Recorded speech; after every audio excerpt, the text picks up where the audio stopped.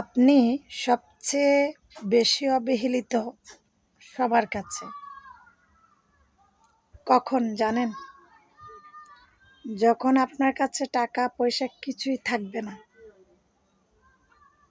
সেই ক্ষেত্রে আপনি হন ছেলে অথবা মেয়ে, তাতে কিচ্ছু যায় আসে না।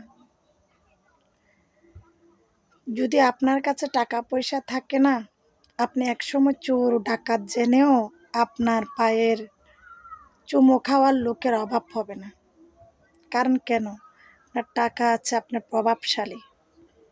আর যদি আপনার টাকা না থাকে না, তখন আপনি যদি মসজিদের ইমামও হন, 5 ওয়াক্ত নামাজ পড়ান সবাইকে এবং 5 ওয়াক্ত নামাজ আপনি নিজে পড়েন, তারপরও আপনি সবার কাছে অবহেলিত।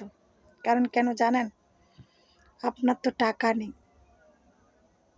তাই বলবো, ছেলে হন আর মেয়ে হন, সবাই টাকার জন্য দৌড়ান।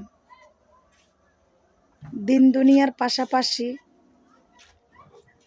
আখেরাতের চিন্তার পাশাপাশি টাকার পেছনেও দৌড়ান। পৃথিবীতে বেঁচে থাকতে গেলে টাকার প্রয়োজন।